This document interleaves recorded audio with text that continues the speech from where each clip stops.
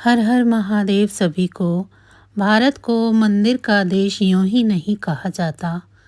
कुछ तो बात है यहाँ के मंदिरों में जो हजारों किलोमीटर दूर से लोगों को अपनी श्रद्धा और भक्ति के कारण आकर्षित करती है।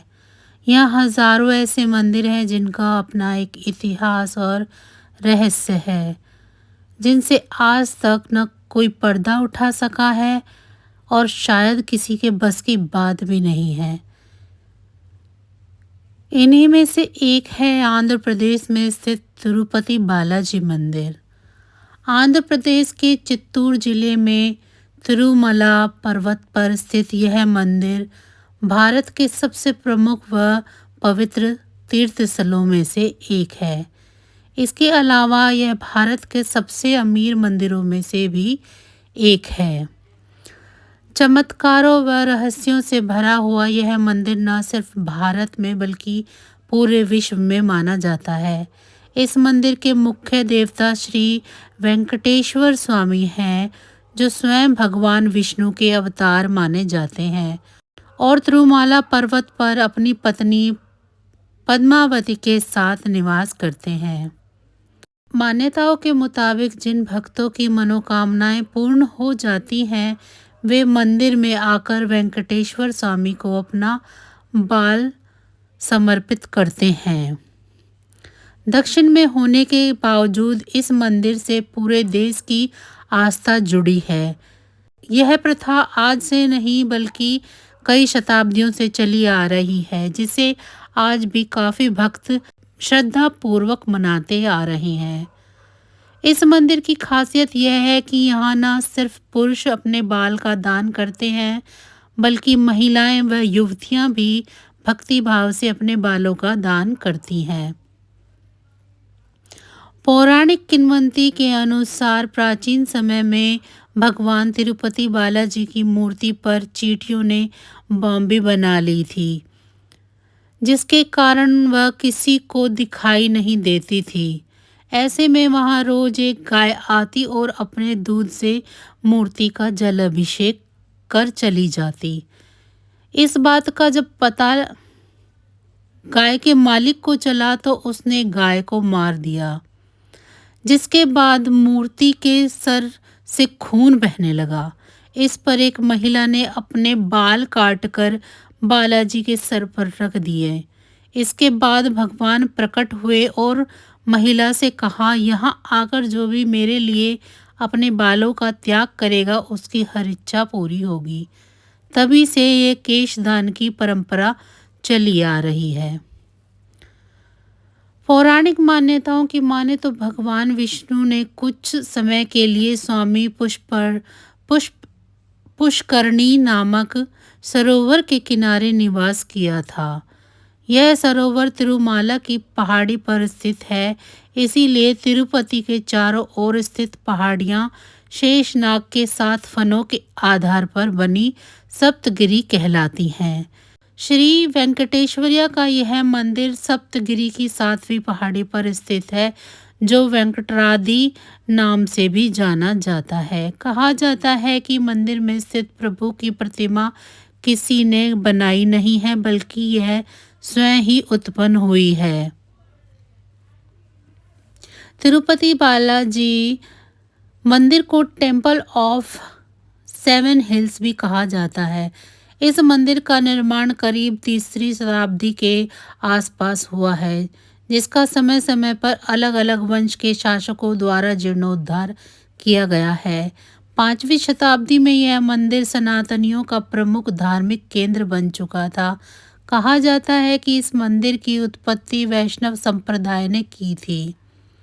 9वीं शताब्दी में कांचीपुरम के पल्लव शासकों ने यहाँ कब्जा कर लिया था। इस मंदिर की ख्याति प्राप्त करने की बात की जाए तो 15वीं शताब्दी के बाद इस मंदिर को काफ़ी प्रसिद्धि मिली, जो आज तक बरकरार है। कहा जाता है कि एक बार भगवान विष्णु अपनी पत्नी लक्ष्मी के साथ क्षीर सागर में अपने शेषशैया पर विश्राम कर रहे थे। तभी वहां भृगु ऋषि आए और उनकी छाती पर एक लात मारी। इस पर क्रोधित न होने ना होकर विष्णु ने भृगु ऋषि के पांव पकड़ लिए और पूछा कि हे ऋषिवर, आपके पैरों में चोट तो नहीं लगी? लेकिन लक्ष्मी जी को ऋषि का यह व्यवहार पसंद नहीं आया और वे क्रोधित होकर वैकुंठ छोड़कर चली गई और पृथ्वी पर पद्मावती नाम की कन्या के रूप में जन्म लिया। इस पर भगवान विष्णु ने अपना रूप बदलकर वेंकटेश्वर के रूप में माता पद्मावती के पास पहुंच गए और विवाह का प्रस्ताव रखा, जिसे देवी ने स्वीकार कर लिया और फिर दोनों की शादी हो गई। आज भी तिरुपति मंदिर में स्थापित मूर्ति को आधा पुरुष व आधा महिला कपड़े में सजाया जाता है। ऐसा माना जाता है कि यहाँ भगवान वेंकटेश्वर स्वामी अपनी पत्नी पद्मावती के साथ निवास करते हैं। यह मंदिर दक्षिण भारतीय वास्तुकला और शिल्पकला का अद्भुत उदाहरण है। इस मंदिर से 23 किलोमीटर दूर एक गांव है जहां बाहरी व्यक्तियों का आना जाना वर्जित है। यहाँ पर लोग बहुत ही नियम और संयम के साथ रहते हैं। मान्यता है कि बालाजी को चढ़ाने के लिए फूल, फल, दूध, दही और घी सब इसी गांव से आता है। इस गांव में सदियों से परंपरा चली आ रही है। यहाँ की महिलाएं कभी भी सिले हुए वस्त्र धारण नहीं करती हैं। मंदिर के गर्भगृह में प्रवेश करते ही दाईं ओर एक छड़ी रखी है, जिसको लेकर कहा जाता है कि बालाजी की माँ उसी छड़ी से उनकी पिटाई करती थी। पिटाई के दौरान ही उनकी ठोड़ी पर चोट लग गई थी, जिस पर उनकी माँ ने उन्हें चंदन का लेप लगाया था, जो प्रथा के रूप में आज भी चली आ रही है। मंदिर की मूर्ति में वेंकटेश्वर स्वामी खुद निवास करते हैं और इसीलिए मूर्ति के सिर पर लगे बाल असली हैं, जो कभी आपस में उलझते नहीं हैं और मुलायम बने रहते हैं। मूर्ति पर कान लगाकर सुनने पर समुद्री लहरों की ध्वनि सुनाई देती है और मूर्ति में हमेशा नमी बनी रहती है। मंदिर में एक दिया है जो कई शताब्दियों से निरंतर जलता आ रहा है। रहस्यमयी बात यह है कि इस दीपक में ना तो कभी तेल डाला जाता है और ना ही कभी घी। गर्भगृह में प्रवेश करने पर मूर्ति मध्य में स्थित दिखाई देती है, लेकिन गर्भगृह के बाहर से देखने पर मूर्ति गर्भगृह के दाईं ओर स्थित दिखाई देती है। वेंकटेश्वर स्वामी की मूर्ति पर पचाई कपूर लगाया जाता है। विज्ञान की माने तो पचाई कपूर लगाने से पत्थर कुछ समय बाद चटक जाता है, लेकिन वर्षों से तिरुपति बालाजी को यह कपूर लगाया जा रहा है, लेकिन आज भी मूर्ति एकदम सुरक्षित है। हर गुरुवार को तिरुपति जी का चंदन श्रृंगार किया जाता है और जब यह चंदन लेप हटाया जाता है तो मूर्ति के हृदय के पास माता लक्ष्मी की छवि उभर आती है। ऐसी मान्यता है कि माता लक्ष्मी बालाजी में ही समाहित है, इसीलिए प्रतिदिन मूर्ति के श्रृंगार के समय नीचे धोती और ऊपर साड़ी पहनाई जाती है।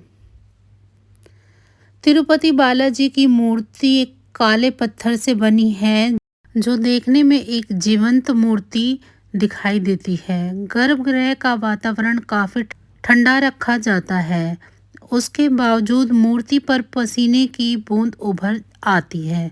मान्यता है कि बालाजी को अत्यधिक गर्मी लगती है, जिससे उनकी पीठ पर हमेशा नमी रहती है।